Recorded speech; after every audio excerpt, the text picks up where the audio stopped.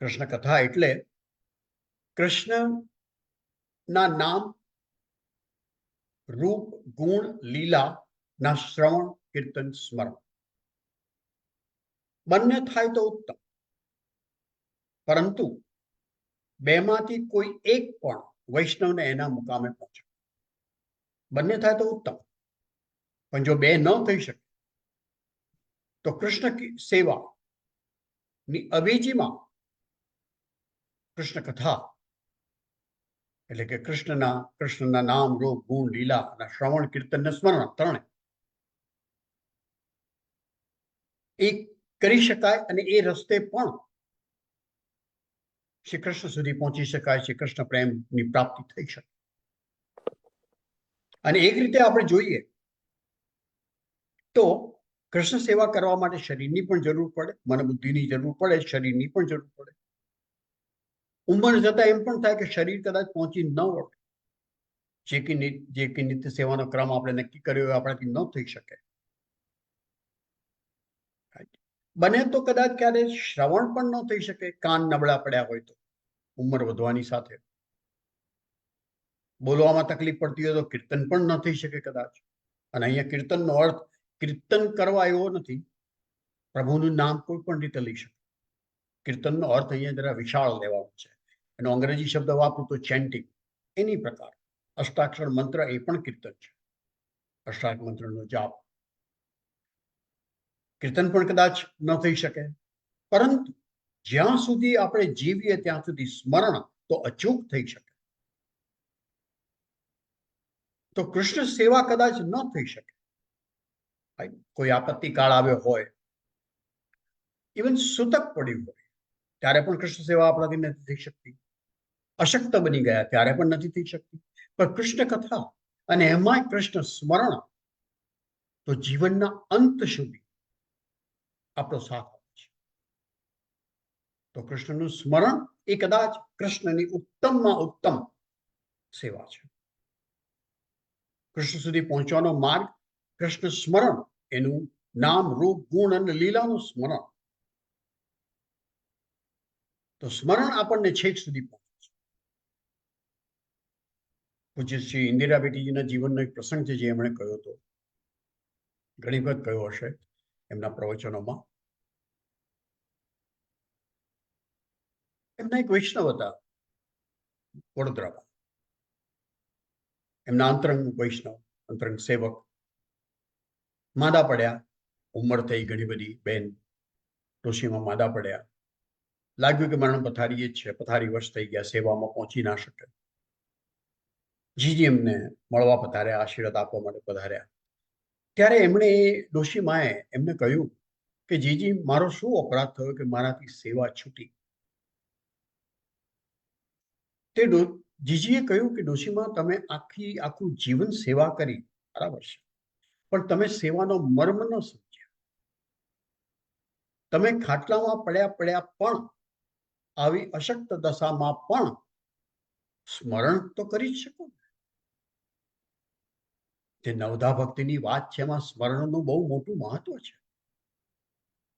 તો કે સેવા એનો અર્થ એટલો જ નહીં કે આપણે મંગળાથી શયન સુધીની સેવા કરીએ છીએ, જે આપણા શરીરથી થાય છે, મનથી થાય છે, હૃદયથી થાય છે. સેવાનો અર્થ એ પણ થાય સ્મરણ સેવા. તો સ્મરણ આપણને આપણા જીવનના અંતકાળ સુધી પહોંચે છે, યાદ રાખવું પડે. અને સ્મરણની પ્રેક્ટિસ કરી સતત. સેવા કદાચ આપણે અડધો કલાક જે સમયની સવલત હોય, જેટલો રસ હોય, જેટલી તૈયારી હોય, જેટલી શક્તિ હોય, એ પ્રમાણે સેવા થઈ શકતી હોય. પણ સ્મરણ માટે કોઈ શક્તિની જરૂર નથી. 24/7 સ્મરણ થઈ શકે. કોઈ પણ કામ કરતી વખતે સ્મરણ થઈ શકે. કાર ચલાવતા પણ કાર પણ ચલાવી શકાય અને સ્મરણ પણ થઈ શકે.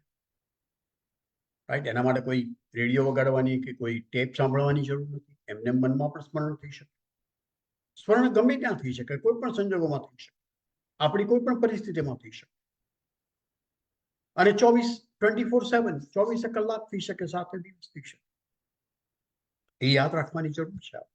સેવાની જ્યારે ફિલોસોફીની, સેવાના તત્વદર્શનની જ્યારે આપણે વાત કરી રહ્યા છીએ ત્યારે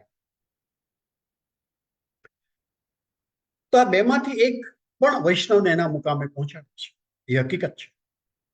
એટલે કૃષ્ણ સેવા કદાચ ન થઈ શકતી હોય તો ગિલ્ટી ફિલિંગ કરવાની જરા પણ જરૂર નથી. શ્રી મહાપ્રભુજીએ પોતે જ એનો ઉપાય સૂચવ્યો છે.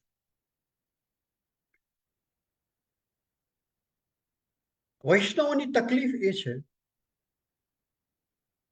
અને કારણ કે એ ફિલોસોફી સમજતા નથી, કદાચ સમજાવવામાં નથી આવતી, જે કંઈ આપણે કહીએ કર્મ બરાબર છે, સેવાનું કર્મ બરાબર કરે છે, પુસ્તકો વાંચીને કરે છે, કોઈને ગાઈડન્સ હેઠળ કરે છે, ક્યાંક સાંભળીને કરે છે, પણ કૃષ્ણ સેવા કે કૃષ્ણ કથા બંને સાથે જોડાયેલા ઉત્સવ મનોરથના વધારે પડતા પ્રચારના કારણે અને પોતાના અહંકાર અને મમત્વના કારણે વૈષ્ણવ એ કૃષ્ણ સેવા અને કૃષ્ણ કથાને સાધનના બદલે કારણ માની બેઠું છે, કારણ માને છે. કૃષ્ણ સેવા હોય કે કૃષ્ણ કથા હોય, એ સાધન માત્ર છે. 3 ઉદ્દેશ માટે આ સાધન છે, શ્રી મહાપ્રભુજીએ બતાવ્યું છે. ફરી હું રિપીટ કરું છું અને ફરી કહું છું, એ સાધન છે, એ કારણ નથી. કૃષ્ણની પ્રાપ્તિનું, કૃષ્ણના પ્રેમની અનુભૂતિ કરવાનું, અનુભવ કરવાનું એ કારણ નથી, એ સાધન છે. અને સાધન છે આપણા અહંકાર તોડવાનું, આપણો મમત્વ એટલે કે માલિકીનો ભાવ, મમતા જેને કહી શકાય, અહંતા મમતા જે કહે છે, એ બંનેનો નાશ કરવાનું છે. અને ત્રીજું, નિષ્કામ પ્રેમ કરતા શીખવાનું. નિષ્કામ પ્રેમની વાત આપણે કરીશું આગળ, પણ નિષ્કામ પ્રેમ કરતા શીખવાનું. કે આપણે પ્રેમ કરતા આવડતો જ નથી, આપણે કહીએ છીએ કે આપણે પ્રેમ કરીએ છીએ, ના, આપણે પ્રેમના બદલામાં હંમેશા કંઈક કશાકની આશા જ રાખતા જ હોઈએ છીએ. પતિ હોય, પત્ની હોય, મા હોય, બાપ હોય, આપણું પોતાનું સંતાન હોય, મિત્ર હોય, સંબંધી હોય, જેની સાથે લાગણીના સંબંધ છે, પ્રેમની લાગણીના સંબંધ છે, આપણે કોઈ કશી બદલાની આશા રાખતા હોય છે. પ્રેમની પણ છેવટે આશા રાખતા હોય છે, અપેક્ષા રાખતા હોય છે, આશા કરતા આપણે અપેક્ષા રાખતા હોય છે. તો એ નિષ્કામ પ્રેમ નથી. પુષ્ટિ ભક્તિ માર્ગના ગ્રંથોમાં નિષ્કામ પ્રેમની વાત સાંભળી હશે, પણ એ નિષ્કામ પ્રેમ કૃષ્ણને કરવાનો છે, તો નિષ્કામ પ્રેમની પ્રેક્ટિસ ક્યાં કરવાની? કૃષ્ણ સાથે. એ નિષ્કામ પ્રેમની પ્રેક્ટિસ તો આપણે આપણી આજુબાજુમાં જે છે, આપણી સાથે જોડાયેલી વ્યક્તિઓ છે, એની સાથે થઈ શકે, બીજે ક્યાં થઈ શકે? આપણે બધા તરફ પ્રેમની લાગણી એ રીતે શીખવાનું છે. ભલે આપણને એના બદલામાં કશું મળે કે ના મળે, એ રીતે આપણે જેને પ્રેમ કહીએ છીએ, જે ખરેખર મોહ છે, કારણ કે મોહ હોય ત્યારે જ બદલાની આશા રાખવાની ઈચ્છા થાય. પ્રેમ હંમેશા નિષ્કામ હોય, પણ આપણે પ્રેમની વ્યાખ્યા બદલી કાઢી છે, આપણે એને નિષ્કામ વિશેષણ લગાડવું પડે છે, માટે નિષ્કામ. તો નિષ્કામ પ્રેમ કરતા શીખવાનું, અને એની પ્રેક્ટિસ આપણી આસપાસ આપણી સાથે જોડાયેલી વ્યક્તિઓ સાથે કરવાનું છે. કૃષ્ણના સ્વરૂપ સાથે ન થઈ શકે. કૃષ્ણને ખબર પડે કે આપણે નિષ્કામ પ્રેમની પ્રેક્ટિસ કરી રહ્યા છીએ કે કેમ, આપણે સેવા દ્વારા અહંકાર તોડવાની પ્રેક્ટિસ કરી રહ્યા છીએ કે કેમ, આપણે સેવા દ્વારા આપણી માલિકીપણાનો ભાવ તોડવાની પ્રેક્ટિસ કરી રહ્યા છીએ કે કેમ. અંતરાત્મા છે, એ તો બધું જ જાણશે. તો કૃષ્ણ સેવા અને કૃષ્ણ કથા બંને સાધન છે, કારણ નથી. કારણ ક્યારે ઊભું થાય છે? અહંતા મમતાનો નાશ, અહંકાર અને મમત્વનો નાશ થાય, એ કારણ છે. એ કારણ પછી જ આપણું અંતઃકરણ શુદ્ધ થાય છે, અને એ શુદ્ધ અંતઃકરણમાં કૃષ્ણ પધારે છે. એ બંનેનો નાશ થાય છે, ત્યાર પછી જ આપણે નિષ્કામ પ્રેમ આપણો સિદ્ધ થાય છે. એ પહેલા નથી સિદ્ધ થતું, કારણ કે આપણે જેને પ્રેમ કહીએ છીએ, એની લાગણીના બદલામાં જ આપણે કશાકની આશા રાખીએ છીએ, અપેક્ષા રાખીએ છીએ. એ આપણા અહંકારના કારણે, હું એના માટે આટલું બધું કરું ને મારા માટે કશું ના કરે, કેમ ચાલે? તો અહંકાર અને મમત્વના નાશ બાદ સિદ્ધ થાય છે કૃષ્ણ પ્રતિના દાસત્વ, શરણાગતિ, સમર્પણ. એ કૃષ્ણ સ્વીકાર કરે છે, અને વૈષ્ણવ કૃષ્ણ પ્રેમની અનુભૂતિ માટે, અનુભવ માટે, અહેસાસ માટે યોગ્ય બને છે. હવે જો વૈષ્ણવ કૃષ્ણ સેવા, કૃષ્ણ કથા, ઉત્સવ, મનોરથના ભવ્ય સાધનોમાં અટવાઈ રહે, એ બધા દ્વારા પોતાના અહંકારને પોષતો રહે. અને વિચાર કરજો, આપણે અહંકાર બહુ મોટો બહુરૂપી છે. આપણને ઘણી વખત અંદાજ નથી કે આપણે એ અહંકારને પોષી રહ્યા છીએ. નામ લીધા વિના વાત કરું તો એક મંદિરમાં એક બેન ઠાકોરજીની પુષ્પમાળાની સેવા કરતી, બહુ સુંદર પુષ્પમાળા બનાવી, ઓળખતો હતો એમને. દર્શન કરવા ગયો ત્યાં મંદિરમાં, ત્યાં પણ હતા. મને પૂછ્યું કે શું ભાઈ, ઠાકોરજીનો શૃંગાર બહુ સુંદર છે ને? જી. દર્શન વખતે વાત કરવી યોગ્ય નથી, પણ હવે એમણે શરૂ કરી, મારે જવાબ આપ્યા વગર છૂટકો ન રહ્યો. મને કે પુષ્પમાળા પણ સરસ છે. હા, સુંદર છે, મેં બનાવી છે. એમના માટે એ ઇનફ નહોતું કે કૃષ્ણ જાણે, શ્રીનાથજી જાણે, એમના માટે એ પણ જરૂરી હતું કે હસમુખ પણ જાણે. બસ એમને અંદાજ નહોતો કે એમનું આ જે વાક્ય છે એ એમના અહંકારમાંથી નીકળ્યું છે. આપણને ખબર નથી હોતી, આપણે બોલીએ છીએ. એટલે આપણે આપણી જાતને ચેક કરતા રહેવાનું છે કે આપણે એવું શું બોલીએ છીએ કે જેથી આપણો એ આપણા અહંકારમાંથી નીકળ્યું છે. રાઈટ? આપણે ઘણું બધું આવું ઘણા બધા વૈષ્ણવ પરથી સાંભળ્યું છે, મારા અનુભવ પરથી આ બધું કહી રહ્યો છું. રાઈટ? કેવા કેવા વાક્યો બોલાય? હું સૌથી ઉત્તમ સેવા કરું, મારી અપરસ એટલે એકદમ પાક્કી, હું બીજા કોઈની ચલાવી ના લઉં, ભલે એને દિવસમાં 10 વાર નાવું, હું એકાદ કલાકની 4-5 કલાક સેવા કરું. મારા જેવી સામગ્રી ભાગ્યે જ કોઈ બનાવતું નથી. મારા જેવી પુષ્પમાળા તો કોઈ બનાવતું જ નથી. ઉત્સવ સજાવટમાં તો મને કોઈ પહોંચે જ નહીં ને. મને તો સેવામાંથી ફુરસદ જ મળતી નથી. મારે તો ઠાકોરજીની સેવાનું જ મહત્વ. પરિવારના સભ્યો પોતપોતાનું ફોડી લે. મારે તો ઠાકોરજીની સેવા પહેલી, પછી માદાની માવજત. આ મંદિરને મારા વિના ચાલે જ નહીં. હું ના હોત તો મંદિર ઊભું જ ના થયું હોત. અરે મંદિર ચાલ્યું જ ના હોત. મંદિરમાં આજે આપણો રાજભોગ છે, પ્રસાદ લેવા પધારવું, આપણો રાજભોગ છે, ઠાકોરજીનો આપણો રાજભોગ છે. કેમ કે ભાઈ મેં પૈસા આપ્યા. અહંકાર. 56 ભોગનો મુખ્ય મનોરથી હું છું, એટલે પહેલા દર્શન તો મારા કુટુંબે જ કરવાના, મને આગળ ઉભો રહો. આ ભાગવત કથા મેં બેસાડી છે, એટલે પોથી યાત્રામાં પોથી તો મારા પરિવારના મસ્તકે જ પધરાવવાની, અને આરતી પણ અમારે પહેલા જ કરવાની.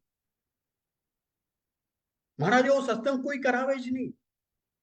આપણે તો સિરાજના મંદિરે પૂનમ ભરવાની એટલે ભરવાની. ઠાકોરજી સુના પડી જાય. આપણે દર વર્ષે ગિરિરાજની પરિક્રમા કરવાની એટલે કરવાની. આપણે હમણાં જ ઠાકોરજી માટે સોનાના વાસણ કરાવ્યા, એમનું જ છે ને એમને જ આપવાનું છે ને, પણ મારે કહેવું તો પડે. આપણે તો ઠાકોરજી માટે બધું મોંઘું જ લઈએ છીએ. આપણે તો ઘરમાં બધાને ચોખ્ખું કહી દીધું કે કોઈ સ્વજનનું મૃત્યુ થાય તો મને સૂતકના દિવસો વીતી જાય પછી જ કહેજો, મારી સેવામાં કોઈ બાદ નહીં જોઈએ. સેવા, કથા, સત્સંગ, વિષયક, અભિમાન, અહંકારથી છલકાતા આવા અનેક વિચારો, લાગણીઓ શબ્દોનું રૂપ લે કે ના લે, વિચાર પણ આવે તો પણ એ અહંકાર જ હોય છે, અને આપણા અહંકારને પોષતા રહીએ છીએ. તો સેવા કરીને, સેવા દ્વારા પણ આપણે અહંકારને તોડતા નથી, તો એ સેવાનો કોઈ અર્થ. વૈષ્ણવ પોતાના અજ્ઞાન અને અણસમજના કારણે જ્યાં સુધી કૃષ્ણ સેવા, કૃષ્ણ કથા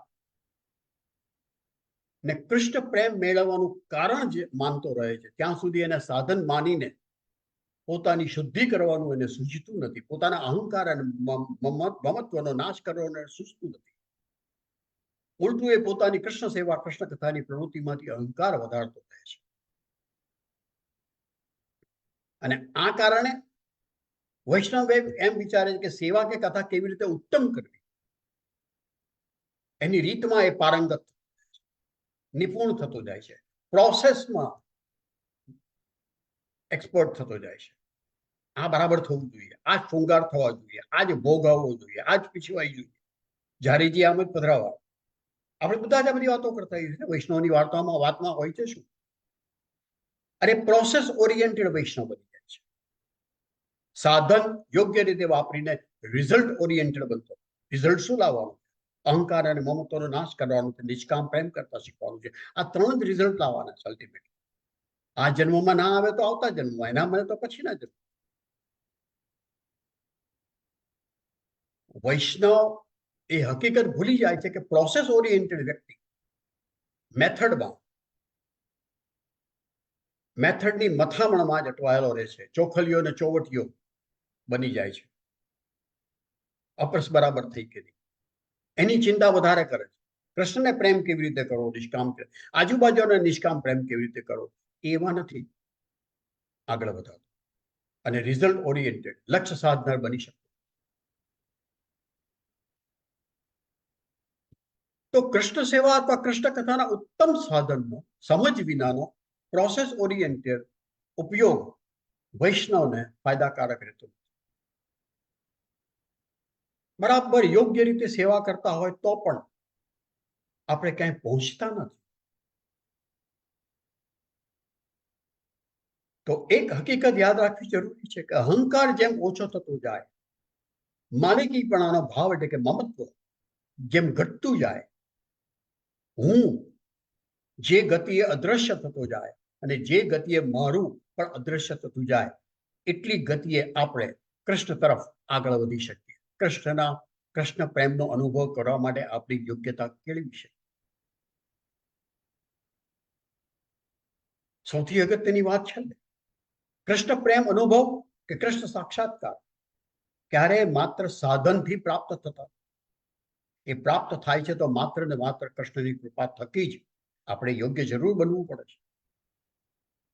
સમજીને સાધન કરવાની જવાબદારી આપણી અને આપણી સાધનાનું ફળ આપવાની જવાબદારી અને અધિકાર કૃષ્ણ. આજે અહીં જ વિરમું. આ વિશે વધુ વાત હવે પછીના સત્સંગ સત્રમાં કરીશું. આપ સૌ આપના મન હૃદય ખુલ્લા કરીને મને સાંભળો છે, મારું સદભાગ્ય છે. આપ સૌનો આભાર અને વાર્તાલાપ માટે નિમંત્રણ આપવા બદલ સેજલબેનનો આભાર. જય શ્રી કૃષ્ણ. જય શ્રી રામ. જય શ્રી કૃષ્ણ હસમુખ અંકલ. હું તો ખાલી રેપ્રેઝેન્ટ જ બનું છું. આપણે સત્સંગ કૃષ્ણનો છે, નિમિત્ત આપણે બધા જ નિમિત્ત બનીએ છીએ કોઈને કોઈ રીતે. Thank you. આપણે બધા બહુ નસીબદાર, બહુ નસીબદાર ચૂઝ કર્યા. I feel very fortunate. Yes, અને થેન્ક યુ. બહુ જ સારું ઉત્તમ કામ કરી રહી છે સેજલ. તું બંને રીતે આ સત્સંગ અને તારો યોગ શક્તિનો, એમાં હું જોડાઈ નથી શકતો, યોગ તો બંને very good. Keep it up. Thakorji આપણને જે નિમિત્ત કરે એ પ્રમાણે કરતા જઈએ છે. બરાબર છે, રાઈટ, ડેફિનેટલી. આગળ એ જે સુજાડે એમ બરાબર છે. મારે જવું પડશે બીજા સત્સંગમાં. બહુ સરસ સ્મરણ કરતા રહીએ. ઇવન સેવા ના થાય, અમુક લોકોને નથી સેવા થતી હોતી તો એના ઠાકોરજી પધરાવે છે, પણ that shouldn't be the excuse. At least એ લોકો સ્મરણ તો કરી જ શકે છે. કરી શકે. Very good.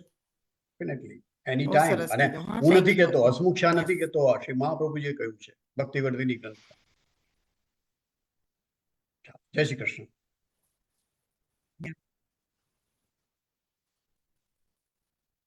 Thank you. આપણે રીટા આંટી, આપણે ભાગવત પુરાણ વાંચીશું 2-3 પેજીસ એના. Thank you. યા, ચોક્કસ. જય શ્રી કૃષ્ણ બધાને. જય શ્રી કૃષ્ણ. આપણો તો ગ્રંથનો સત્સંગ છે એટલે વાંચન આપણું બહુ જરૂરી છે. બધું વાંચન આપણે બધું નોલેજ લઈને પછી ભક્તિ આગળ વધારીશું. આપણે ગયા વખત આપણે પ્રેમ વિશે જ બધી વાતો કરતા હતા. એક મિનિટ રીટા આંટી, તમારી બધા પાસે ભાગવત પુરાણ તો છે, તમે પણ તમારા પેજીસ વાંચી શકો છો સાથે સાથે, નહીં તો સાંભળી શકશો. એટલે તમારી બુક પણ પડી રહેવી ના જોઈએ, બરાબર? કોઈ પણ બુક ધૂળ ન ખાય. તમે પણ 2-3 પેજ ભાગવતના પુરાણના ખુલ્લા કરી અને મન દિલથી વાંચી શકો છો. ગો હેડ રીટા આંટી. ઓકે, આપણે ગઈ વખતનું જે અધૂરું હતું ત્યાંથી આપણે ચાલુ કરીએ છીએ. આપણે પ્રેમ કરો તો પ્રભુમાં પ્રેમ કરો. પત્ની, પુત્ર, વિત્ત અને ભોજન પ્રત્યેના પ્રેમ થી તમારી ઐહિક ઉપાધિઓ વધશે. પ્રભુ સાથે પ્રેમ કરશો તો તે દૂર થશે. રંગદાસ નામે એક મોટા શેઠ હતા. તેઓ એક વેશ્યામાં આસક્ત હતા. એક દિવસ તેઓ પેલી વેશ્યાના માથા પર છત્રી ધરીને શ્રી રંગનાથજી મંદિર પાસેથી જઈ રહ્યા હતા. તે સમયે મંદિરમાંથી શ્રી રામાનુજાચાર્ય મહારાજ બહાર આવ્યા. તેમણે આ દ્રશ્ય જોયું. સંતો બીજાના હિત માટે કામ કરે છે. આજ્ઞા અને ભાન ભૂલેલા માનવો સાચો રસ્તો બતાવે તે સંત. રામાનુજાચાર્યજી શેઠ રંગદાસને મળ્યા. કહ્યું, આ વેશ્યા પ્રત્યેના તમારું દ્રઢ અનુરાગથી મને ઘણો આનંદ થાય છે. દુઃખ માત્ર એટલું જ છે કે તમારો આ પ્રેમ ક્ષણિક છે. લોહી, માંસ અને વિષ્ઠાથી ભરેલો વેશ્યાનો આ દેહ થોડા સમયમાં નષ્ટ થઈ જશે. આ વેશ્યા સુંદર છે, પરંતુ મારા રંગનાથ પ્રભુ તેનાથી અતિ ઘણા સુંદર છે. વળી તેઓ શાશ્વત છે. આ વેશ્યા પ્રત્યેનો તમારો પ્રેમ મારા પ્રભુ શ્રી રંગનાથજી તરફ વાળી દો. પ્રેમ કરવા લાયક તો માત્ર મારા એકમાત્ર ભગવાન જ છે. આમ કહી તેઓ રંગદાસ શેઠને એક થપ્પડ મારી. થપ્પડ વાગતા જ રંગદાસને સહજ સમાધિ લાગી ગઈ. તેમને શ્રી રંગનાથજીના દર્શન થયા. તેમના જીવનમાં ભારે પરિવર્તન આવી ગયું. ત્યાર પછી તે સદૈવ તેઓ શ્રી રંગનાથજીના પ્રેમમાં ઉન્મત્ત બની રહેતા. ભાગવત શાસ્ત્ર સાંભળતા જ પરમાત્મા સાથે પ્રેમ થશે. પ્રેમ વધશે. વધતા તે પરમાત્મામય બની જશે. ભાગવતની કથા સાંભળો. કથા સાંભળશો અને ભગવાનના સ્વરૂપે આંખ તથા કાન દ્વારા તમારા હૃદયમાં પધરાવો. ભગવાન શ્રી કૃષ્ણ ભુવન મનોહર સ્વરૂપે હૃદયમાં ઉતરવા માટે આંખ અને કાન એ બે પ્રવેશવા દ્વાર છે. શ્રી કૃષ્ણ કથા સાંભળનાર કાન દ્વારા અને કૃષ્ણ સ્વરૂપે નિરખનારની આંખ દ્વારા કૃષ્ણ તેના હૃદયમાં પ્રવેશે છે. ભગવાન શ્રી કૃષ્ણજીનું સ્વરૂપ છે. ભાગવત દ્વારા સ્કંદ શ્રીનાથજીના દ્વાદશ અંગે છે. ભગવાન જ્યારે સ્વધામ પધાર્યા ત્યારે પોતાનું તે સ્વરૂપ શ્રીમદ ભાગવતમાં પધરાવ્યું છે. એવું ભાગવતમાં 11મા સ્કંદમાં કહ્યું છે. ભાગવત ભગવાનની વાંડમય મૂર્તિ છે. ભાગવતની કથા કોઈને હસાવવા માટે નથી. લૌકિક ઉપદેશ આપવા માટે નથી. લૌકિક ઉપદેશ કરાવી આપવા માટે નથી. ભાગવતની કથા તો આત્મા કલ્યાણ માટે છે. ભાગવતની કથા સાંભળવી તમારે હસવાનું નથી, રોવાનું કે ભાગવત કથા સાંભળવી આનંદ મૂર્તિ ભગવાન હસે, પરંતુ સાંભળનારને તો રડે છે. પોતાની વાસનાઓને રુદન વાટે વહાવી દેનારનો સાચો શ્રોતા છે.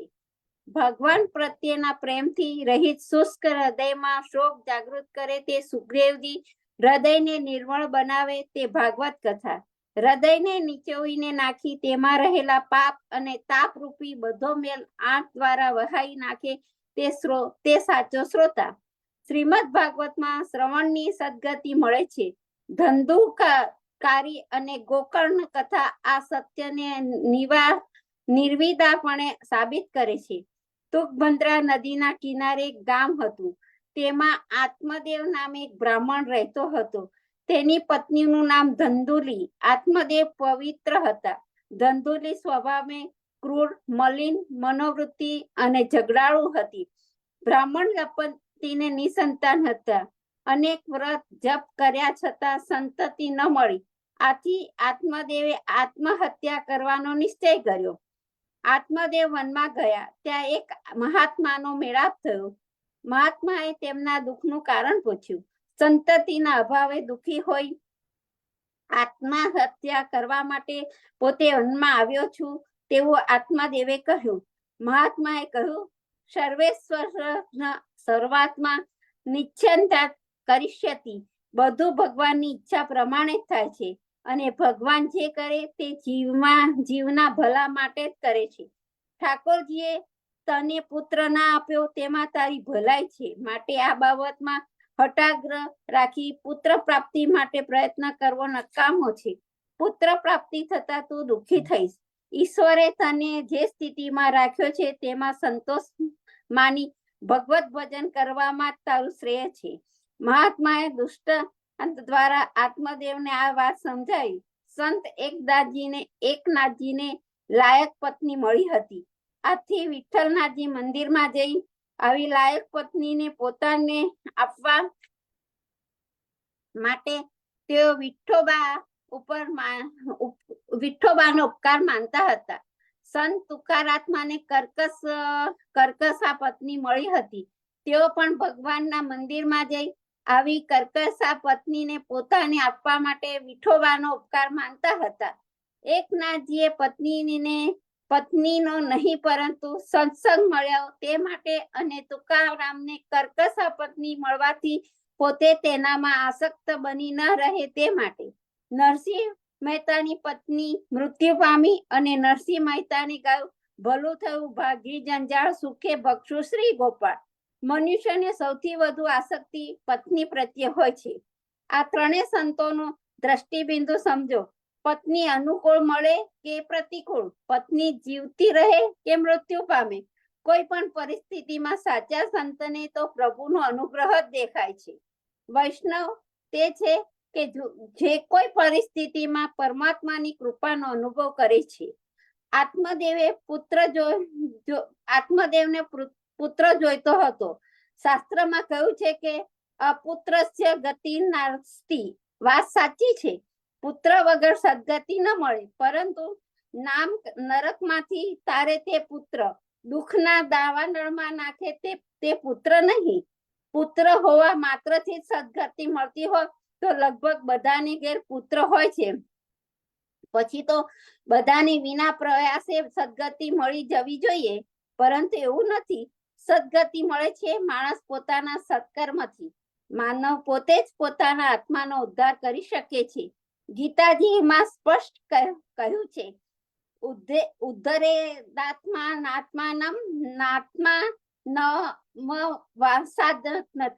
મહાત્માએ આત્મદેવને ઘણું સમજાયું, પરંતુ આત્મદેવે પુત્ર પ્રાપ્તિ માટે દુરાગ્રહ ચાલુ રાખ્યો.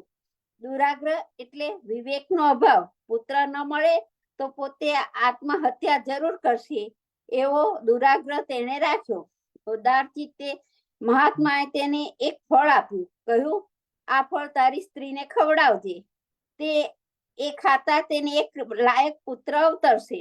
ફળ લઈ આત્મદેવ ઘેર જાય છે. ફળ ધંધુલીને આપે છે. ધંધુલી વિચારે છે, ફળ ખાતા મને ગર્ભ રહેશે, મારે પ્રસવની વેદના સહન કરવી પડશે. આ તો ભારે કષ્ટની વાત. તેણે ફળ ન ખાધું. ધંધુલી નાની બહેને તેને કહ્યું, તું ચિંતા ન કરીશ, મને બાળક થવાનું છે, તે બાળક હું તને આપીશ, તું સગર્ભ હોવાનો ઢોંગ કર. ધંધુલીએ બાળક જોઈએ છે, પરંતુ વિના દુખે પ્રસવની વેદના સહન કર્યા વગર. આથી તેણે ફળ ન ખાધું. ફળ ગાયને ખવડાવી દીધું. પછી તે પોતાની બહેનનો છોકરો લઈ આવી. પુત્રનું નામ ધંધુકારી પાડ્યું. યથા સમયે ગાયને પ્રસવ થયો.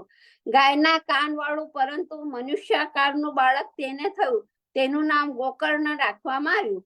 બંને પુત્રો મોટા થયા. ગોકર્ણ પંડિત થયો, પવિત્ર બન્યો. ધંધુકારી દુષ્ટ બન્યો.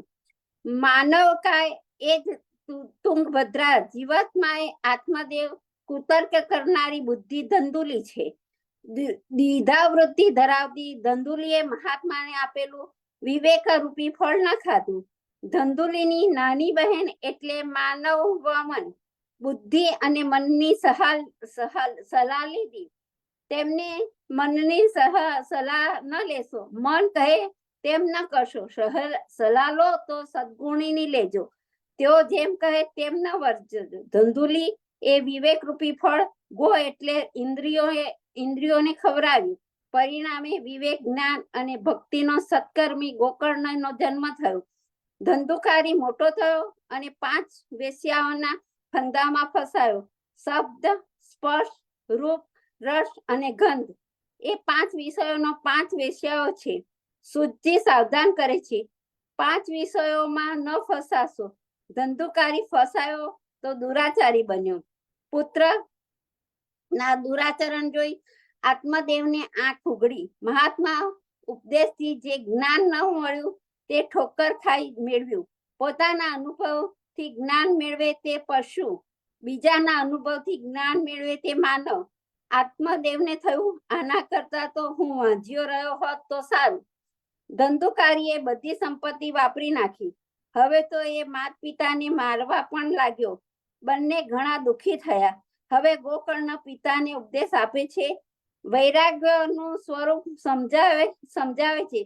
સંસાર અસાર છે, દુઃખરૂપ છે. દુનિયામાં મમતા ના બંધન સૌથી વધુ દુઃખદાયક છે. આ સંસારમાં કોઈ કોઈનું નથી.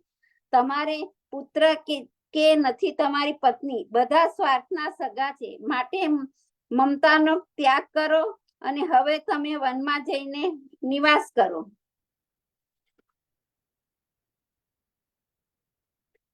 પિતાજી જો અત્યારે સમજી જઈને વનમાં જશો તો સારું છે, નહીં સમજો તો કાળ ધક્કો મારીને સમજાવશે. પિતાજી હવે તમે વનમાં જઈ પ્રભુ ભજન કરો. જીવનની અંતિમ પળ સુધારી લો. જીવનની સાર્થકતા પ્રભુ ભજનમાં છે.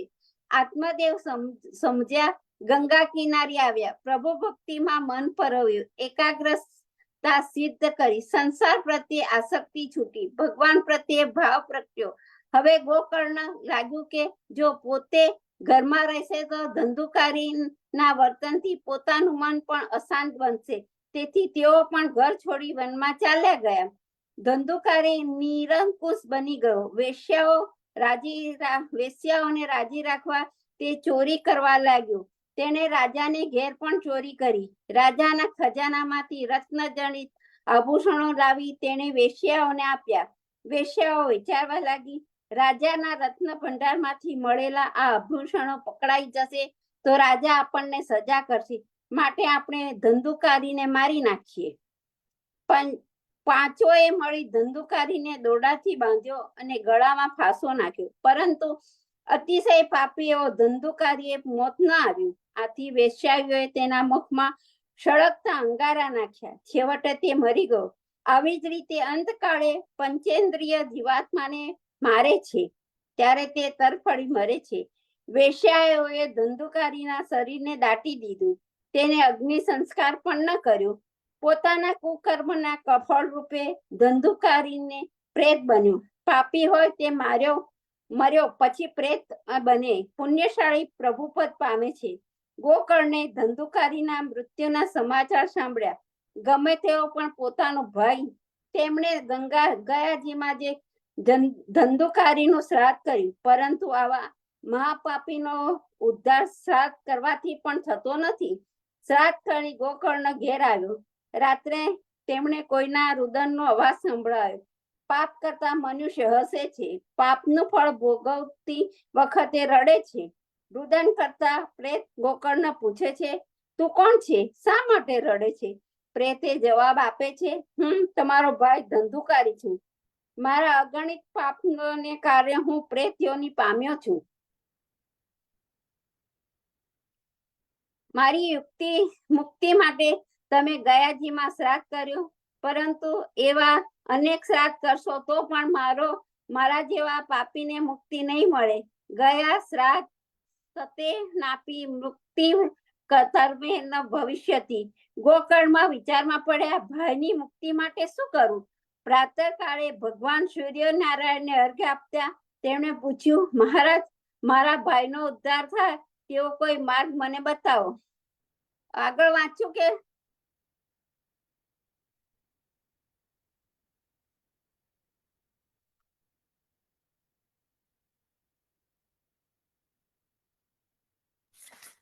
તમે કયા પાનાથી વાંચતા હતા રીટા આંટી? મારામાં તો એટલે મારે થયા આમ ત્રીજું પાનું છે આ. ઓકે, પેલામાં જ છો ને હજી તમે? એનું મહાત્મા રાઈટ? મહાત્મા છે, હજી મહાત્મા છે ને? ઓકે, હજી મહાત્મા જ છે. ઓકે, હજી માનું મહાત્મા બહુ મોટું છે, ખબર છે ને? એનું ઓલમોસ્ટ 30-35 પાના તો મહાત્મા જ છે. હા, મહાત્મા બહુ મોટું છે આનું. ઓકે, હવે આપણે નેક્સ્ટ ટાઈમ લઈશું. વાંધો નહીં, પણ પછી મને ટેક્સ્ટ મેસેજ કરજો. ના ના, મહાત્માના 2 જ પાના રહ્યા છે, પછી સ્કંદ પહેલો આવી જાય છે. તો વાંચી લો. હે યા 2 પાના તમારા નેક્સ્ટ ટાઈમે લઈશું. That's okay, we can take it next time. Yeah next time. Best આપણે ગીતાજીનું પારાયણ કરીએ. ઓકે ઓકે આપણી પાસે બહુ બધી બુક છે ઓકે જે ઓકે આપણે બધી જ આપણા અભ્યાસમાં લેવાની છે. ઓકે ઓકે તો ચાલ. આપણે આગળ જય વધીએ શ્રી આપણા કૃષ્ણ અભ્યાસમાં. બધાને. હા, જય શ્રી જય શ્રી કૃષ્ણ. કૃષ્ણ, જય શ્રી કૃષ્ણ. જય શ્રી કૃષ્ણ. આપણે ગીતાજીના શ્લોક ચેપ્ટર 13 નો સ્ટાર્ટિંગ જ કરવાના હતા. શ્લોક છે ચક્ષુષા. જય શ્રી કૃષ્ણ ચક્ષુષા. ચેપ્ટર 13 શ્લોક નંબર 1. ચક્ષુ છે ત્યાં રીટા આંટી?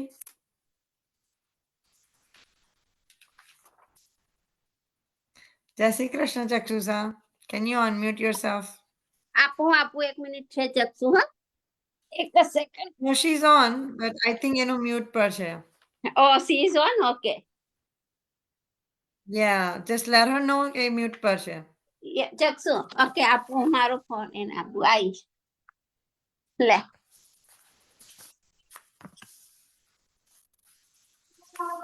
જય શ્રી કૃષ્ણ. જય શ્રી કૃષ્ણ. શ્લોક નંબર 1 લેવાની છે ચક્ષુ તું? હા. Go ahead. શ્રી ગણેશાય નમઃ. મારું છે ને 2 માં આવે છે.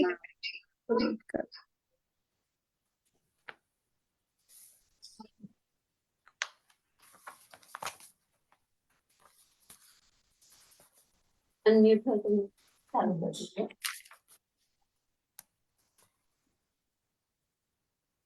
શ્રી ભગવાન ઉવાચ ઇદં શરીરં કૌન્તેય ક્ષેત્રમિત્યભિધીયતે એતદ્યો વેત્તિ तं પ્રાહો ક્ષેત્રજ્ઞ ઇતિ તદ્વિદઃ. ફરીથી વાંચું છું. શ્રી ભગવાન ઉવાચ ઇદં શરીરં કૌન્તેય ક્ષેત્રમિત્યભિધીયતે એતદ્યો વેત્તિ तं પ્રાહુઃ ક્ષેત્રજ્ઞ ઇતિ તદ્વિદઃ. એનો મીનિંગ છે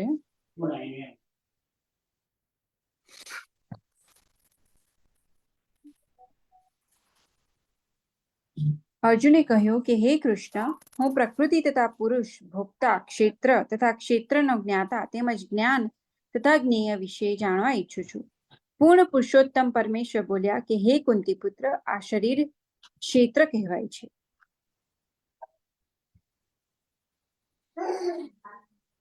અને આ ક્ષેત્રનો જાણનારો છે તે ક્ષેત્રજ્ઞ કહેવાય છે. અર્જુનની પ્રકૃતિ, પુરુષ, ક્ષેત્ર, ક્ષેત્રજ્ઞ, જ્ઞાન તથા જ્ઞેય વિશે જાણવાની જિજ્ઞાસા હતી. જ્યારે તેને આ બધા વિશે પૂછ્યું ત્યારે કૃષ્ણે કહ્યું કે આ શરીર ક્ષેત્ર અને આ શરીરને જાણનારો ક્ષેત્રજ્ઞ કહેવાય છે. આ શરીર બદ્ધ જીવ માટે કાર્યક્ષેત્ર છે. બદ્ધ જીવ આ ભૌતિક અસ્તિત્વમાં સપડાયેલો છે અને તે ભૌતિક પ્રકૃતિ પર પ્રભુત્વ જમાવવાનો પ્રયત્ન કરે છે. આ પ્રમાણે પ્રકૃતિ પર વર્ચસ્વ કરવાની તેની ક્ષમતા અનુસાર તેને કાર્યક્ષેત્ર પ્રાપ્ત થાય છે. તે કાર્યક્ષેત્ર શરીર છે. અને આ શરીર શું છે? શરીર ઇન્દ્રિયોનું બનેલું છે. બદ્ધ જીવો ઇન્દ્રિય તૃપ્તિ કરવા ઈચ્છે છે અને ઇન્દ્રિય તૃપ્તિ કરવાની તેમની ક્ષમતા અનુસાર તેને દેહ અથવા કાર્યક્ષેત્ર આપવામાં આવે છે. એટલે જ બદ્ધ જીવ માટે આ શરીર ક્ષેત્ર અથવા કર્મ ક્ષેત્રનો જાણનારો છે. ક્ષેત્ર તથા ક્ષેત્રજ્ઞ અથવા શરીર તથા તેને જાણનારો વચ્ચેના તફાવતને સમજાવો એ અઘરું નથી. કોઈ પણ મનુષ્ય વિચારી શકે છે કે બાલ્યાવસ્થાથી વૃદ્ધાવસ્થા પછી તેના શરીર અનેક પરિવર્તનો થયા કરે છે, તોય તે મનુષ્ય એનો એ જ રહે છે. એ રીતે કર્મ ક્ષેત્રના જ્ઞાતા તથા વાસ્તવિક કર્મ ક્ષેત્ર વચ્ચે તફાવત છે. એ રીતે બદ્ધ જીવાત્મા જાણી શકે છે કે તે પોતે શરીરથી ભિન્ન છે. શરૂઆતમાં જ વર્ણવ્યું છે કે દેહિનોસ્મિન, જીવ શરીરની અંદર છે અને આ શરીર બાલ્યાવસ્થામાંથી કિશોરાવસ્થામાં, પછી યુવાવસ્થામાં અને પછી વૃદ્ધાવસ્થામાં બદલાતું રહે છે. અને શરીરધારી એ જાણતો હોય છે કે શરીર બદલાતું રહે છે. શરીરનો સ્વામી સ્પષ્ટ રીતે ક્ષેત્રજ્ઞ છે. કેટલી વખતે આપણે વિચાર કરીએ છીએ, હું સુખી છું, હું પુરુષ છું, હું સ્ત્રી છું, હું કૂતરો છું, હું બિલાડી છું. આ તો જ્ઞાતાની શારીરિક સંજ્ઞાઓ છે, પરંતુ જ્ઞાતા શરીરથી ભિન્ન છે. આપણે ભલે જાત જાતની વસ્તુઓ વાપરીએ છીએ, જેમ કે કપડાં વગેરે, પરંતુ આપણે જાણીએ છીએ કે આપણે આ વસ્તુઓથી ભિન્ન છીએ. એવી જ રીતે જરા વિચાર કરવાથી આપણે એ પણ સમજી શકાય કે આપણે આ શરીરથી ભિન્ન છીએ. હું, તમે અથવા કોઈ અન્ય જેણે શરીર ધારણ કરેલું છે તે ક્ષેત્રજ્ઞ કહેવાય છે. અર્થાત એ કર્મ ક્ષેત્રનો જ્ઞાતા છે અને આ શરીર ક્ષેત્ર છે અર્થાત કર્મ ક્ષેત્ર છે. ભાગવત ગીતામાં પ્રથમ 6 અધ્યાયમાં શરીરના જ્ઞાતા એટલે કે જીવ તથા તે પરમેશ્વરને જે સિદ્ધિ દ્વારા સમજી શકે છે તે વિશે વર્ણન કર્યું છે. વચ્ચેના 6 અધ્યાયોમાં પૂર્ણ પુરુષોત્તમ પરમેશ્વર અને વ્યક્તિગત જીવાત્મા તથા પરમાત્મા વચ્ચેના ભક્તિ વિષયક સંબંધોનું નિરૂપણ કર્યું છે.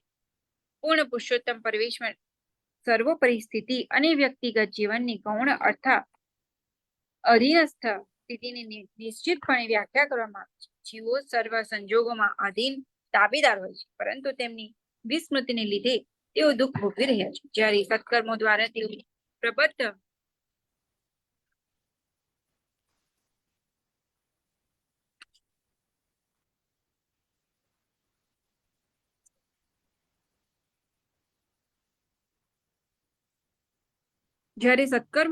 તેઓ પ્રબદ્ધ થાય છે ત્યારે તેઓ ઈશ્વર પાસે અર્થાથી જિજ્ઞાસુ અને જ્ઞાનાર્થી તરીકે વિભિન્ન સંજોગોમાં શરણાગત થાય છે. તે પણ વર્ણવ્યું છે. હવે આ 13મા અધ્યાયથી આગળ જીવ કેવી રીતે ભૌતિક પ્રકૃતિમાં સંપર્કમાં આવે છે અને કેવી રીતે સકામ કર્મ, જ્ઞાન તથા ભક્તિના વિવિધ સાધનો દ્વારા પરમેશ્વર તેનો ઉદ્ધાર કરે છે તેનું વર્ણન થયેલું છે. જીવાત્મા જો કે ભૌતિક શરીરથી સરળતા ભિન્ન છે, તેમ છતાં તે કેવી રીતે તેનાથી સંબંધિત થાય છે એ પણ સ્પષ્ટ કર્યું છે.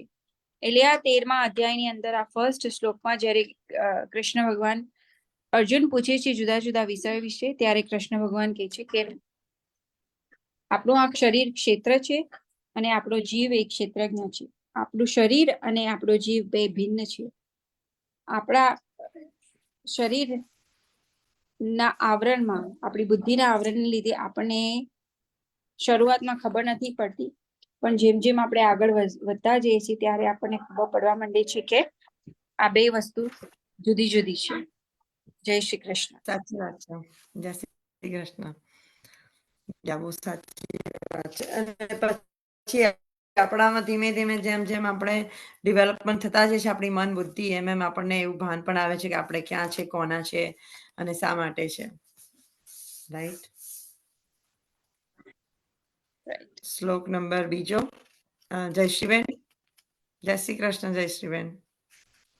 જયશ્રીબેન પટેલ. જય શ્રી કૃષ્ણ.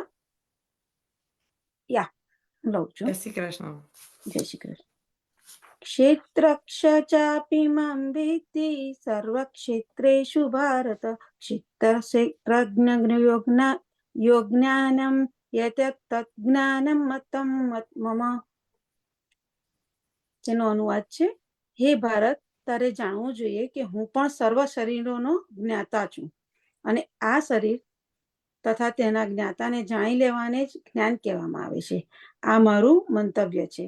તેનો ભાવાર્થ છે, શરીર અને શરીરનો જ્ઞાતા આત્મા તથા પરમાત્મા સંબંધી વિષયની ચર્ચા દરમિયાન આપણને અભ્યાસ કરવા માટેના 3 વિભિન્ન વિષયો મળે છે: ભગવાન, જીવ અને જડ પદાર્થ. દરેક કર્મક્ષેત્રમાં પ્રત્યેક શરીરની અંદર 2 આત્માઓ હોય છે, વ્યક્તિગત આત્મા તથા પરમાત્મા. પરમાત્મા પૂર્ણ પુરુષોત્તમ પરમેશ્વર અને શ્રી કૃષ્ણના પૂર્ણ અંશ હોવાથી કૃષ્ણ કહે છે, હું જ્ઞાતા તો છું, પરંતુ શરીરનો વ્યક્તિગત એવો જ્ઞાતા નથી. હું જ પરમ જ્ઞાતા છું. હું શરીર માત્રમાં પરમાત્મા તરીકે વિદ્યમાન છું. જે મનુષ્ય કર્મક્ષેત્ર તથા ક્ષેત્રના જ્ઞાતા વિષયક અધ્યયન ભગવદ્ ગીતાના માધ્યમ દ્વારા સૂક્ષ્મ રીતે કરે છે, તેને આ જ્ઞાન પ્રાપ્ત થઈ શકે છે. ભગવાન કહે છે કે હું દરેક વ્યક્તિગત શરીરમાંના કર્મક્ષેત્રનો જ્ઞાતા છું. વ્યક્તિ તેના પોતાના શરીરનો જ્ઞાતા હોઈ શકે, પણ તે અન્ય શરીરો વિશે જાણી શકે નહીં, પરમાત્મા રૂપે સર્વ શરીરોમાં હાજર રહેલા પૂર્ણ પુરુષોત્તમ પરમેશ્વર બધા શરીરો વિશે બધું જ જાણે છે. તેઓ વિભિન્ન યોનિઓના સૌ શરીરોને જાણનારા છે. એક નાગરિક પોતાની જમીનના ટુકડા વિશે બધું જાણી શકે છે, પરંતુ રાજા પોતાના મહેલ અંગે જ નહીં, પરંતુ બધા પ્રજાજનોની વ્યક્તિગત સંપત્તિ અંગે પણ જાણકાર હોય છે. તેવી જ રીતે મનુષ્ય વ્યક્તિગત રીતે પોતાના શરીરનો સ્વામી હોઈ શકે, પરંતુ પરમેશ્વર સર્વ શરીરોના સ્વામી છે. રાજા પોતાના રાજ્યનો મૂળ માલિક છે અને નાગરિક ગૌણ માલિક છે. તેવી જ રીતે પરમેશ્વર સર્વ શરીરોના સર્વોપરી સ્વામી છે. શરીર ઇન્દ્રિયોનું બનેલું છે. પરમેશ્વર ઋષિકેશ છે, એટલે કે તેઓ જ ઇન્દ્રિયોના નિયંતા છે. જેવી રીતે રાજા પોતાના રાજ્યમાંની સર્વ પ્રવૃત્તિઓનો મૂળ નિયામક હોય છે, તેમ ભગવાન ઇન્દ્રિયોના મૂળ નિયંતા છે અને પ્રજાજનો ગૌણ અથવા ઉપનિયંતાઓ છે. ભગવાન કહે છે, હું પણ જ્ઞાતા છું. આનો અર્થ એ છે કે તેઓ પરમ જ્ઞાતા છે. વ્યક્તિગત જીવ કોઈ પોતાના જ શરીર વિશે જાણે છે. વૈદિક શાસ્ત્રોમાં તેનું આ પ્રમાણેનું વર્ણન થયું છે. ક્ષેત્રાણી શરીરાણી બીજમ ચાપી શુભાશુભે તાની વેતી સ યોગાત્મા તતઃ ક્ષેત્રજ્ઞ ઉચ્યતે. આ શરીર ક્ષેત્ર કહેવાય છે અને આ શરીરમાં તેનો સ્વામી તથા પરમેશ્વર એમ બંને નિવાસ કરે છે. પરમેશ્વર શરીર તથા શરીરના સ્વામી બંનેને જાણે છે. તેથી પરમેશ્વર સમસ્ત ક્ષેત્રોના જ્ઞાતા કહેવાય છે. કર્મક્ષેત્ર કર્મના જ્ઞાતા તથા કર્મના સર્વોપરી જ્ઞાતા વચ્ચેના ભેદનું વર્ણન આ પ્રમાણે થયું છે. શરીર આત્મા તથા પરમાત્માની સ્વરૂપાવસ્થાનું પૂર્ણ જ્ઞાન વૈદિક ગ્રંથોની પરિભાષામાં જ્ઞાન તરીકે પ્રસિદ્ધ છે. આ કૃષ્ણનું મંતવ્ય છે. અને આત્મા તથા પરમાત્મા બંને અભિન્ન હોવા છતાં ભિન્ન છે એ જાણવું તેને જ્ઞાન કહે છે. જે મનુષ્ય કર્મક્ષેત્ર અને કર્મના જ્ઞાતા વિશે જાણતો નથી તે પૂર્ણ જ્ઞાની નથી.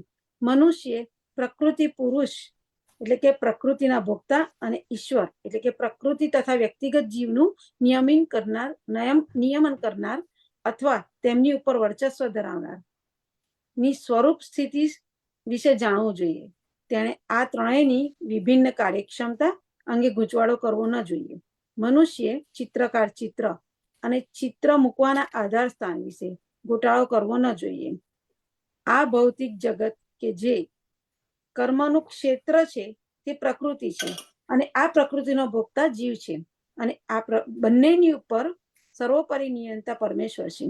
વૈદિક ભાષામાં તેને આ પ્રમાણે કહેવામાં આવ્યું છે, ભોક્તા ભોગ્યમ પ્રેરિતારમ ચમત્વા સર્વપ્રોક્તમ ત્રિવિધમ બ્રહ્મમેતત.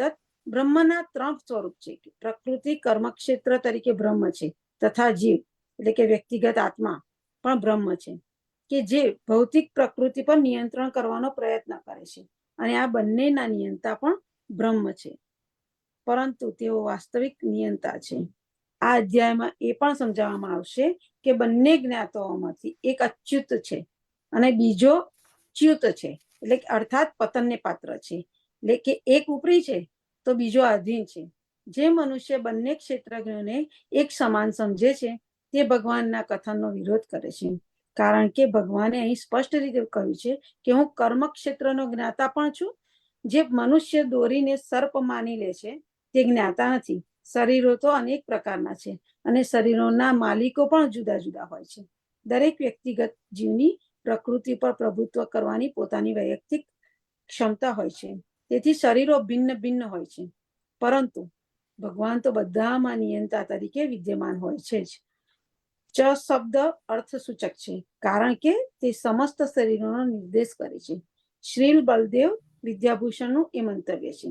દરેક શરીરમાં વ્યક્તિગત આત્મા ઉપરાંત કૃષ્ણ પરમાત્મા રૂપે વિદ્યમાન હોય છે અને કૃષ્ણ અહીં સ્પષ્ટ રીતે કહે છે કે પરમાત્મા કર્મક્ષેત્ર તથા મર્યાદિત ભોગતા એ બંનેના નિયંતા છે. જય શ્રી કૃષ્ણ. જય શ્રી કૃષ્ણ. હમ થેન્ક યુ. શ્લોક નંબર 3.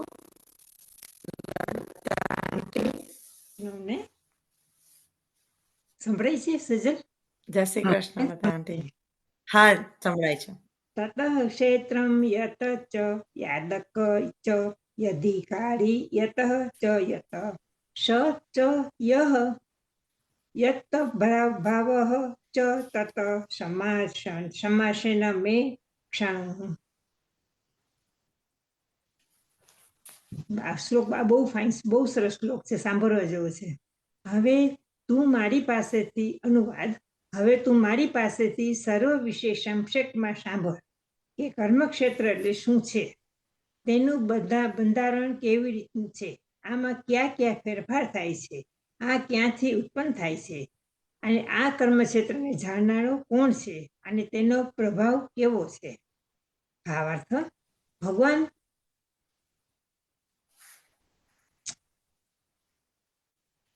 ભગવાન કર્મક્ષેત્ર તથા કર્મક્ષેત્રના જ્ઞાતા ક્ષેત્રજ્ઞનું વર્ણન તેમની બંધારણીય સ્થિતિમાં સંદર્ભમાં કરી રહ્યા છે.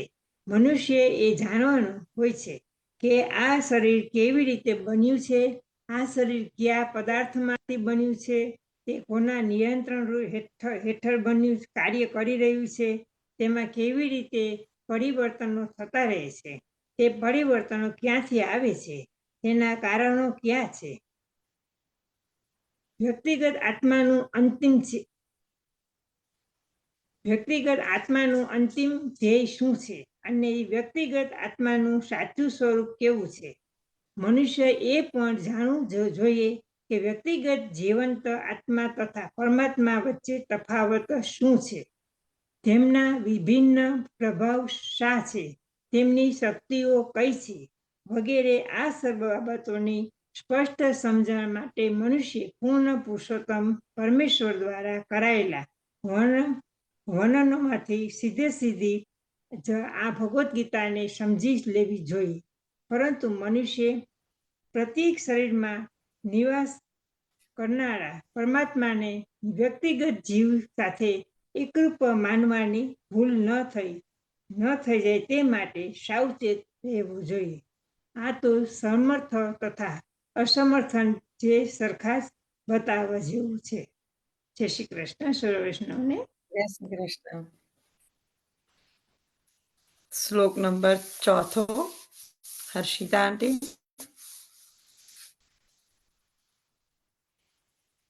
જય શ્રી કૃષ્ણ સર્વે વૈષ્ણવોને. જય શ્રી કૃષ્ણ. અધ્યાય 13મો, શ્લોક નંબર 4. ઋષિભિ બહુધા ગીતમ છંદોભિર્વિવિધે પૃથક બ્રહ્મસૂત્ર પદેશ્રેવ હેતુમદિવિનિશ્વતે. હવે તેનો અનુવાદ. વિભિન્ન ઋષિઓએ વિભિન્ન વૈદિક ગ્રંથોમાં કાર્યના ક્ષેત્ર તથા તે કાર્યોના જ્ઞાતાના જ્ઞાનનું વર્ણન કર્યું છે. તે ખાસ કરીને વેદાંત સૂત્રમાં કાર્ય કારણના સર્વ ઉદ્દેશ્ય સહિત પ્રસ્તુત કરવામાં આવ્યું છે. ભાવાર્થ: આ જ્ઞાનની સમજૂતી આપવા માટે પૂર્ણ પુરુષોત્તમ પરમેશ્વર કૃષ્ણ સર્વોચ્ચ પ્રમાણભૂત અધિકારી છે. તેમ છતાં પ્રસિદ્ધ અનુસરવા માટે વિદ્વાનો તથા પ્રમાણભૂત આચાર્ય તો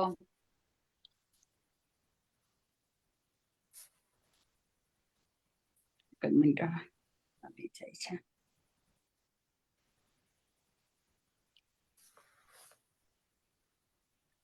પૂર્વના આચાર્યોના પ્રમાણ ટાકતા હોય છે. કૃષ્ણ આત્મા તથા પરમાત્માના દૈત્ય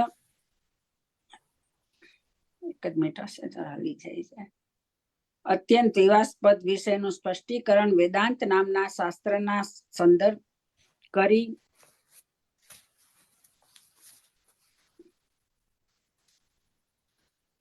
વેદાંત સ્પષ્ટીકરણ સારી પેટે થયું છે. વ્યાસદેવના પિતા પરાશર પણ મહાન ઋષિ છે, અને તેમણે તેમના ધર્મ વિષય ગ્રંથોમાં લખ્યું છે કે અહમ ત્વમ ચ તથાન્યય, તમે, હું તથા અન્ય વિવિધ જીવો અર્થાત આપણે બધા જ દિવ્ય છીએ. પછી ભલે આપણે ભૌતિક શરીર હોઈએ.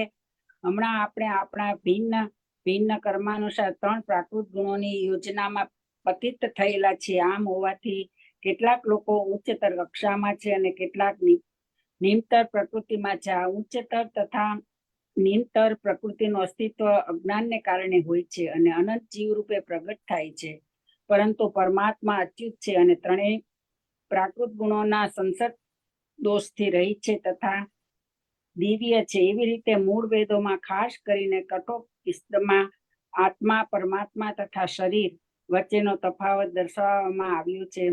ઘણા મહર્ષિઓ છે જેમણે આ વિશે સ્પષ્ટીકરણ કર્યું છે અને તેઓમાં મહર્ષિ પરાશર મુખ્ય ગણાય છે.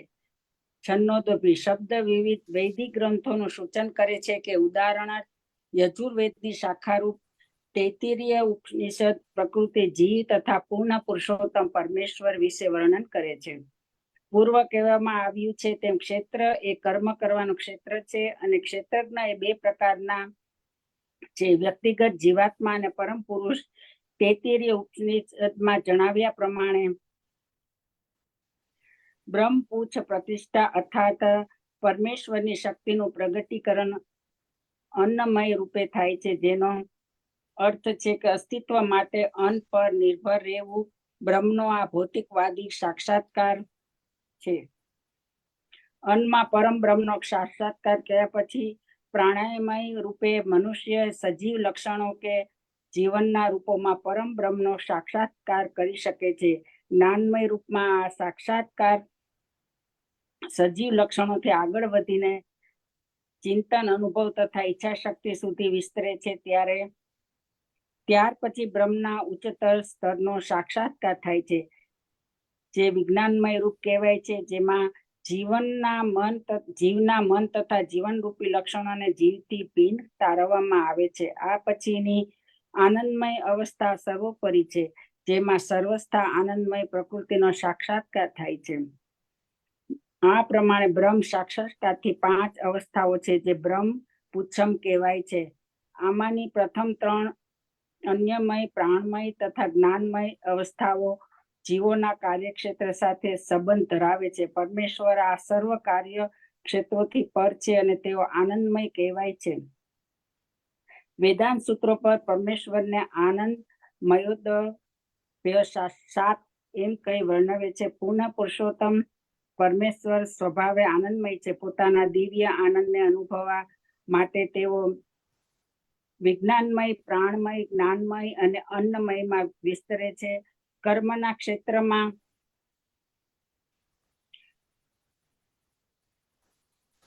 ક્ષેત્રમાં જીવાત્મા ભોગતા ગણાય છે અને આનંદમય તેનાથી ભિન્ન છે. આનો અર્થ એવો થયો કે જો જીવ આનંદમય સાથે જોડાઈ જઈને આનંદ અનુભવવાનો નિશ્ચય કરે તો તે પૂર્ણ બને છે. જય શ્રી કૃષ્ણ. જય શ્રી કૃષ્ણ. બહુ સરસ શ્લોક છે. આમાં આખો ક્ષેત્રજ્ઞ અને પ્રભુના વિશે જ છે. શ્લોક નંબર 5મો. રશ્મિ આંટી, રશ્મિબેન, are you there? જય શ્રી કૃષ્ણ. રશ્મિબેન શાહ, તમે મ્યુટ પર છો.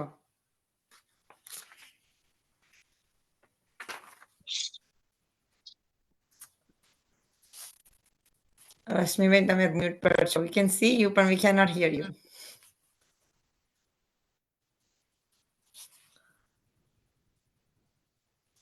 Can you unmute yourself?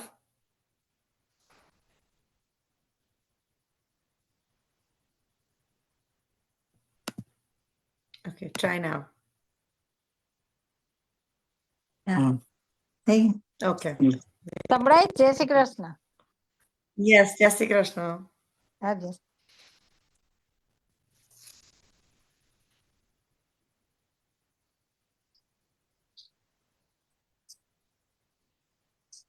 જય શ્રી કૃષ્ણ.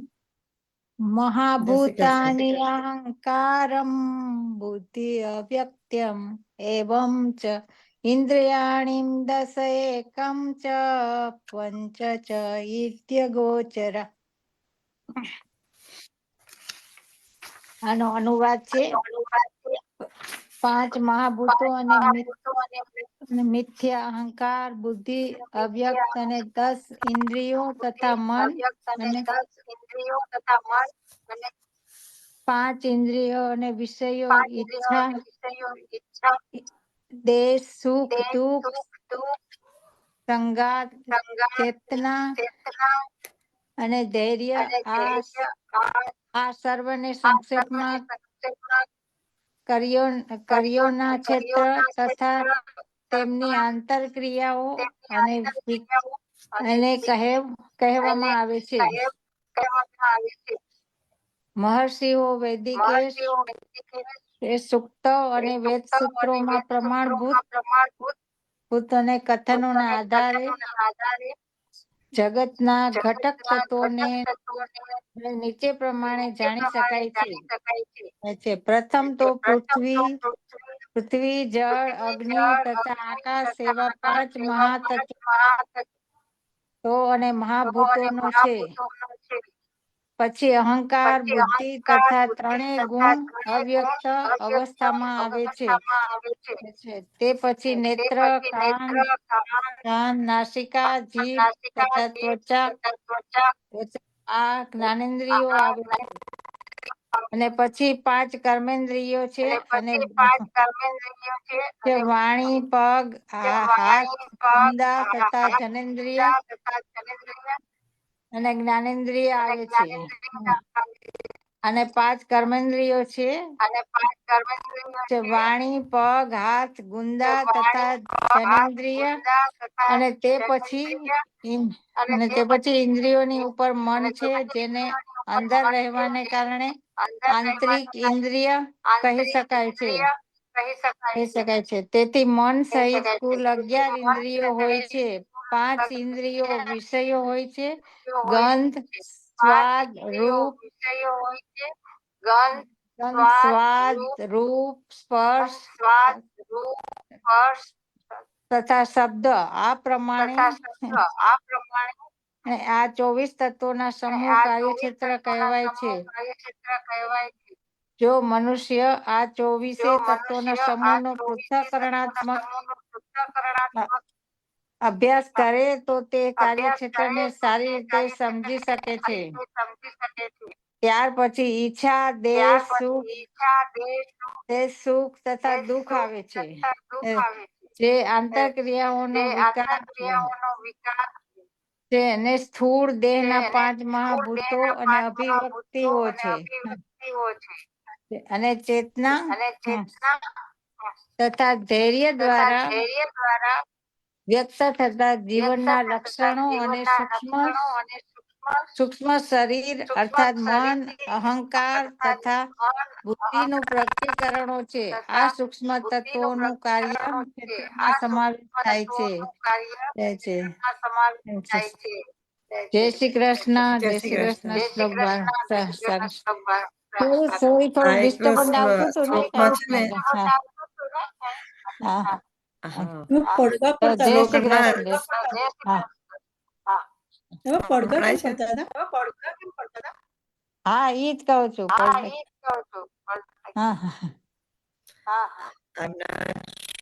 કેમ પડઘા પડતા હતા પણ અહીંયા તો ક્લિયર સંભળાતું હતું. It was good. સંભળાડતું ને ક્લિયર? Thank you. ઓકે. સંભળાતું હતું. શ્લોક નંબર 6 નીરુ આંટી. જય શ્રી કૃષ્ણ. જય શ્રી કૃષ્ણ. ઈચ્છાર્થૈ સુખમ દુઃખમ અજ્ઞાત ચેતના એતા ક્ષેત્રમ સમાસેન અવિકાર ઉદાહતમ પ્રકૃતિ પુરુષ ચેતના તથા ધૈર્ય દ્વારા વ્યક્ત થતા જીવનના લક્ષણો સૂક્ષ્મ શરીર અર્થાત મન અહંકાર તથા બુદ્ધિના પ્રકટીકરણો છે. આ સૂક્ષ્મ તત્વોના પણ કાર્યક્ષેત્રમાં સમાવેશ થાય છે. 5 મહાભૂતો મિથ્યા અહંકારની અભિવ્યક્તિ છે કે જે અહંકારની મૂળ અવસ્થાને પ્રદર્શિત કરે છે, જેને ભૌતિકવાદી ધારણા અથવા તામસ બુદ્ધિ કહેવામાં આવે છે. આ બધી 3 પ્રાકૃત ગુણોની અવ્યક્ત અવસ્થાના પ્રતિનિધિત્વ કરે છે. પ્રકૃતિના અવ્યક્ત ગુણોને પ્રધાન કહેવામાં આવે છે. જે મનુષ્ય આ 24 તત્વોને તેમની આંતરક્રિયાઓ સહિત વિસ્તારપૂર્વક જાણવા ઈચ્છે છે તેણે તેના તત્વજ્ઞાનનો વધુ વિગતે અભ્યાસ કરવો જોઈએ. ભગવદ્ ગીતામાં તેનો કેવળ સારાંશ આપવામાં આવેલો છે. શરીર એ આ સર્વ તત્વોની અભિવ્યક્તિ છે. શરીરમાં 6 પ્રકારના પરિવર્તનો થાય છે. તે ઉત્પન્ન થાય છે, તે વિકાસ પામે છે, તે ટકી રહે છે, તે ગૌણ છે, પેદાશો ઉત્પન્ન કરે છે, પછી તે ક્ષીણ થવા માંડે છે અને અંતે તે નાશ પામે છે. માટે ક્ષેત્ર એ અસ્થાયી છે, ભૌતિક વસ્તુ છે. જોકે તેનો સ્વામી ક્ષેત્રનો જ્ઞાતા એવો ક્ષેત્રજ્ઞ હોય છે. જય Shri Krishna.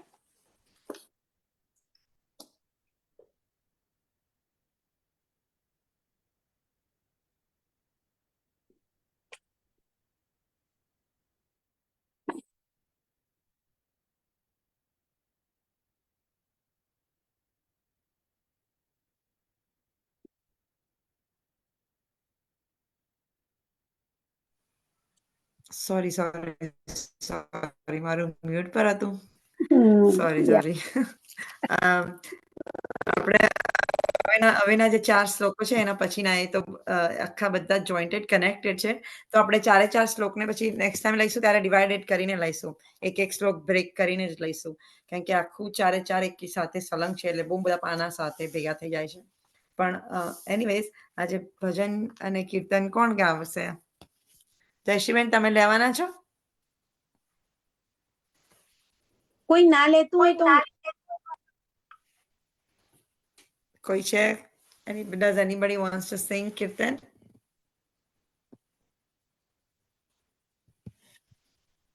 I think you are it. Yeah, I do. Jayashree. Yeah, Shri Vallabhadhish કી જય. યમુનાનો શ્યામ મને. ફરી અહીંયા આવું થયું, ડબલ આવે છે. અગેન તમારો બીજો કશો ફોન કે કશું અનમ્યુટ હોય ને તો જોઈ લો. ના, મારે આ બીજું છે પણ આઈપેડ છે તો એમાં તો ખાલી મારા કીર્તનો જ હોય. એ રનિંગ ચાલુ નથી, ખાલી એમાં હું કીર્તન સેવ કરીને રાખું છું ને એ છે. યા આઈ થિંક અહીંયા તો ક્લિયર અવાજ આવે છે તમારો.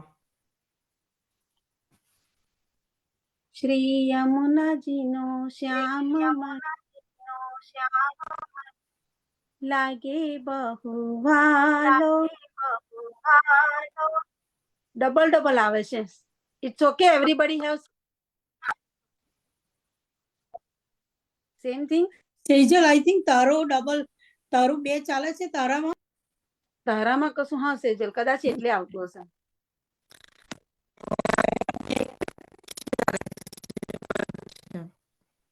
સેજલ, તારું 2 ચાલે છે? એક મિનિટ, ચાલ હું કરી જો. હવે આવે છે? મારે એક જ ચાલે છે. હા ચાલ, હવે બરોબર આવશે કદાચ. શ્રી યમુનાજીનો શ્યામ મને લાગે બહુ વાલો, કહેજો કે રાધાને રાખે સથવારો. યમુનાનો શ્યામ મને લાગે બહુ વાલો, કહેજો કે રાધાને રાખે સથવારો. તારા તે નામનો પહેર્યો મેં ચૂડલો, ચુંદડીનો રંગ મારી યમુનાજીના રંગનો. તુલસીની કંઠી પહેરી વાલા તારા નામની, કહેજો કે રાધાને રાખે સથવારો. શ્રી યમુનાનો શ્યામ મને લાગે બહુ વાલો, કહેજો કે રાધાને રાખે સથવારો. પીળી પીતાંબરીની ખેડ કંદોરો, રૂપ ધરી વર્ણાગી મન ડૂલો ભાવતો. શ્યામ બની શ્યામ થવા ઓઢ્યો કાળો કામળો, કહેજો કે રાધાને રાખે સથવારો. શ્રી યમુનાનો શ્યામ મને લાગે બહુ વાલો, કહેજો કે રાધા રાખે સથવારો.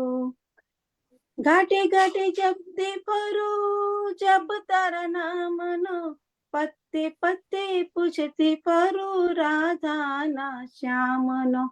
પ્યાસી બની આંખ લેવા દર્શનનો લાવો, કહેજો કે રાધાને રાખે સથવારો. શ્રી યમુનાનો શ્યામ મને લાગે બહુ વાલો, કહેજો કે રાધાને રાખે સથવારો. બ્રહ્મ સંબંધ બાંધી મેં તો લીધો વલ્લભ આશરો, ભવના સાગરમાં મારી નાવના ડુબાડશું. વલ્લભ તારો મારો બન્યો મજિયારો, કહેજો કે રાધાને રાખે સથવારો. શ્રી યમુનાજીનો શ્યામ મને લાગે બહુ વાલો, કહેજો કે રાધાને રાખે સથવાર. શ્રી વલ્લભાધીશ કી જય. જય શ્રી કૃષ્ણ. આપણે આશીર્વાદ લઈશું. આઈ થિંક ચક્ષુષા છે. ચક્ષુષા, જય શ્રી કૃષ્ણ. ગો હેડ ચક્ષુષા. આશીર્વાદ લઈ લે. જય શ્રી કૃષ્ણ. જય શ્રી કૃષ્ણ. નારાયણ ચરણ નારાયણ ચરણ કેર, શ્રી વલ્લભ સબ જગ માહી ભરોસો. નારાયણ ચરણ કેર, साधन और नहीं कली में जाओ सुबोध निवेर. सूर कहाँ गए बिना मूल को चिन्ह भरोसो. धरण चरणन केरो, ધરાઈન ચરણ સો. ધરાઈન ચરણ કેરો, શ્રી વલ્લભાધીશ કી જય. શ્રી હરિ કૃષ્ણ કનૈયા લાલ કી જય. શ્રી ગોપાલ પ્યારે કી જય. શ્યામ શ્રી અમૃત નારાયણ કી જય. શ્રી વલ્લભ. આપણે પ્રભુને ક્ષમા માંગી લઈએ. આપણાથી કોઈ શ્લોકમાં કે કશું બોલવામાં ભૂલચૂક થઈ હોય તો ક્ષમા કરજો પ્રભુ. અમારાથી વાણી અને વિચારમાં કોઈ ભૂલ થઈ હોય તો ક્ષમા કરજો. બધા વૈષ્ણવને જય શ્રી કૃષ્ણ. જય શ્રી કૃષ્ણ. જય શ્રી કૃષ્ણ. જય શ્રી કૃષ્ણ. મજા આવી ગઈ. સર્વેને જય શ્રી કૃષ્ણ. જય શ્રી કૃષ્ણ. જય શ્રી જય શ્રી કૃષ્ણ. કૃષ્ણ. સર્વ વૈષ્ણવ.